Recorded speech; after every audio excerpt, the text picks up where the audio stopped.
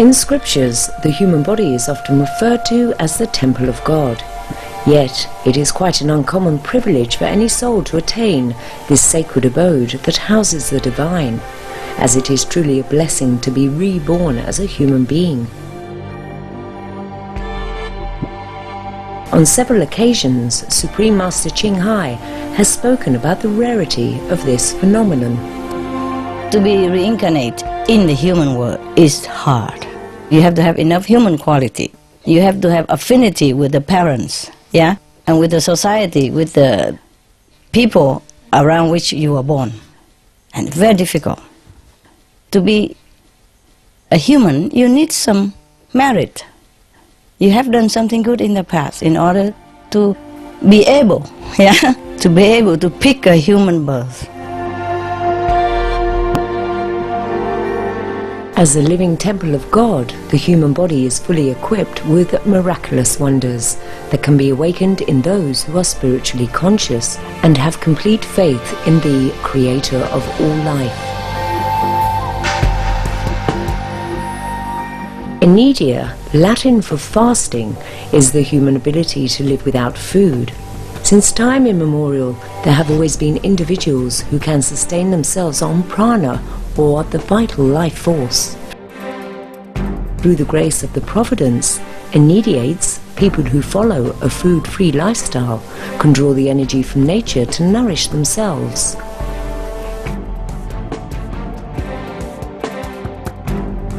They live on the chi, from the ground, or from the forest, and from the sun and from the air. They make use of all that. Or they live on love, on faith alone. These individuals are known as breatharians, solarians, watarians, or pranarians, and they come from all walks of life, from different cultures and all corners of the world. Indeed, the possibilities and miracles in this life, as our benevolent Creator has designed for us, are endless. We only need to connect within to recognize our abounding largesse as God's children.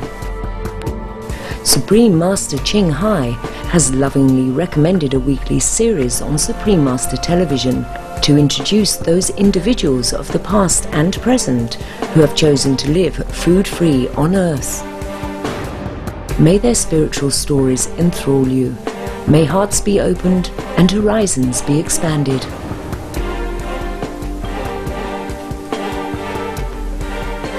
We now invite you to join us for part 3 of our 3-part program, Elitom Ben Israel, Challenges in Transitioning to Breatharianism, on Between Master and Disciples.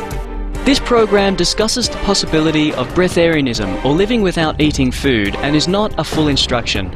For your safety, please do not attempt to cease eating without proper expert guidance.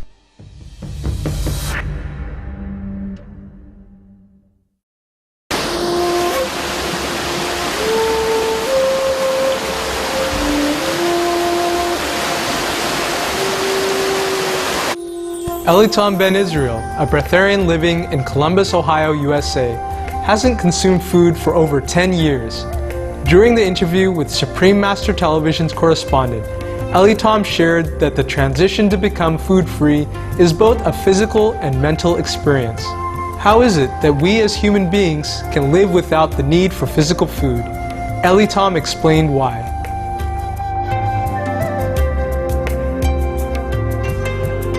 If you ever looked at the picture of the galaxy, you see the galactic core, you see all this energy, there's billions of suns out there, and all this energy is everywhere. And even in our own solar system, the sun is up in the sky, this big thermonuclear energy is right there, feeding everything.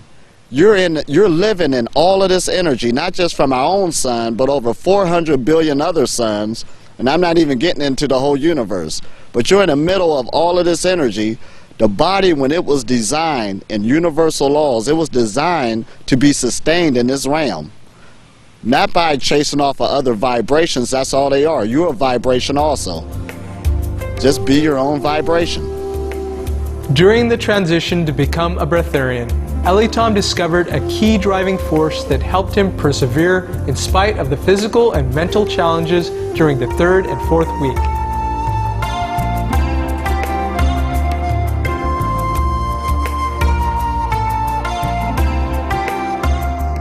Well, the main thing is about loving yourself. It's not about eating or not eating anymore. Right now you're breaking a belief system that this is not sustaining you. You want to be sustained off the elements. So your body will start getting in tune more and more. You see these improvements taking place. And then on these transitions, and I'm going to talk about it more so people can really understand. First of all, food is fuel. That's why people eat. It's energy. You can either treat it like a jalopy or you can treat it like a Porsche. It depends what type of fuel you're putting in your vehicle. So people are dealing with different fuels when you're eating.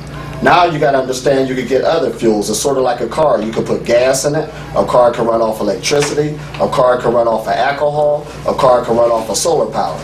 The human body does the same thing. It can run off a vegan diet. It can run off a live food diet. It can run off of juicing. And it can run off of solar power, it can run off of lunar power, it can run off of nature. It's the same thing as a vehicle. So, as we understand that fuel, that's what we're after, all this energy, each diet you're on actually has a frequency. The body itself has a frequency. When you go to more subtle energies, running off of solar power, running off the wind, running off the nature itself, then your reality goes to a higher frequency because now hospitals fades, going to the store buying food and groceries fades. You don't need to do that no more, so you have another life to try to learn to cope with. You got more time on your hands, so that's a transition within itself.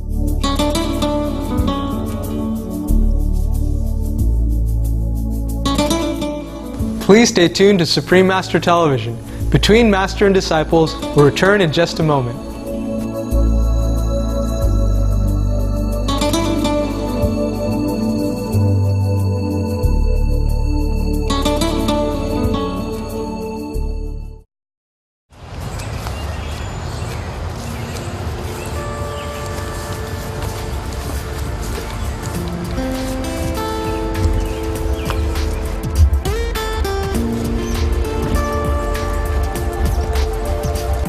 Welcome back to Between Master and Disciples on Supreme Master Television. Let's continue with our feature, Elitom Ben Israel, Challenges in Transitioning to Breatharianism. Aside from experiencing the mental and physical challenges as the body goes through the process of dispensing with food entirely, aspiring breatharians, pranarians, watarians, and solarians also have to take into consideration the social factor. Being in this Western culture, your whole life focused around food. You know, a holiday come up, we're going over Aunt so-and-so's house, you know there was going to be food there. You're visiting some friends, y'all going out, what are people going to do? It's all focused around food.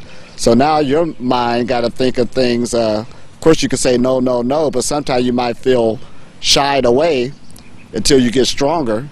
You follow me? You just went through the transition. Can you say more about that? Because I think that is something that a lot of us, if we chose to go this route of a breatharian, would have to deal with as far as family life or family functions or worldly functions for that matter. Oh yeah. You dealt with that during those first 3 weeks. If you're dating somebody, you're used to going to the movies, getting the popcorn and stuff. Did you tell them about it, or did you keep this all to yourself? Or? Oh my gosh. Well, it might be somebody you met new. It's like, what would you do now? So those are things that will hit your attention. So some breatharians, they still might stay with the liquidarian stages. I'd rather drink something and still be sociable, just to keep that lifestyle going until you can open up more leeway. Your life will keep changing itself due to the situation, and it'll get stronger and stronger. See, because what it's about is time management. Those Saturdays where it's raining out, even when you're by yourself, you were used to renting some movies and then get the munchies or whatever in the meal. Now that's cut out now. What are you going to do with the mind and the time now? You know it's not a physical thing anymore. So those are the next stages that the breatharian has to deal with. And over a period of time, especially if you want to stay on this road, you will figure it out. Like this weekend, just to give you an example of my lifestyle, Had some new pet rats still, built them a new maze. I constantly stayed busy in other things, not to try to keep yourself busy. You got used to it now, to where you don't even think about eating or stuff like that. The grocery store is cut out of your lifestyle. All of that's cut out. So it's about time management on what you're going to do with your time now.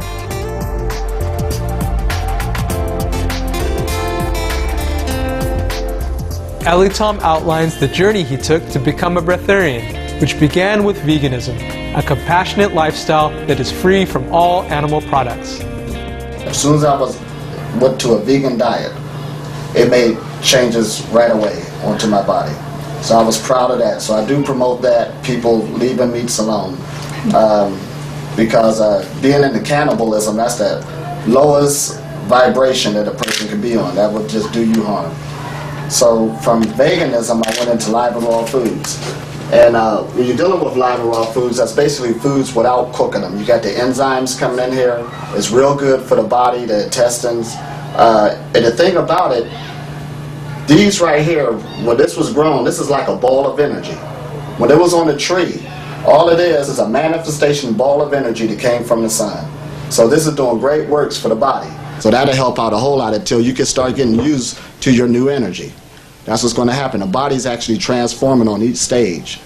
Then, as you're going into these stages, you start consuming more liquids.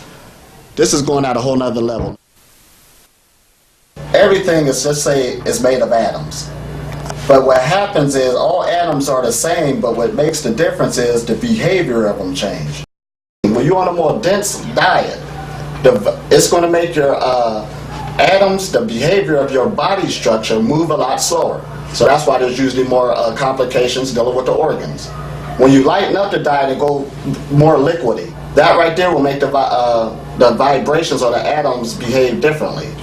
Then when you go to vapor, see, that's why breatharian is still feeding, but they're feeding from other sources. You're dealing with a source. It's still the same atoms as back here, but they're just moving differently through the body. That's why after a period of time, a hospital is not a reality anymore. So there we at, we're on the path. Currently, Elitom is writing a book called It's Okay to Be Healthy, which deals with food, health, and global warming, among other critical issues of our time. It's a call for change at a personal level, as well as a change in the collective consciousness. This is for those who want to take on that challenge to go heal yourself. You don't need nobody else to come heal you. You made yourself sick, so you have the power to go make yourself healthy.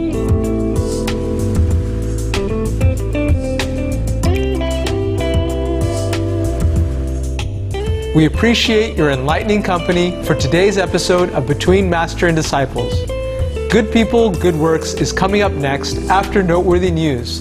Please stay tuned to Supreme Master Television. We wish you much love and peace under heaven's grace. For more details, please visit www.suprememastertv.com/BMD.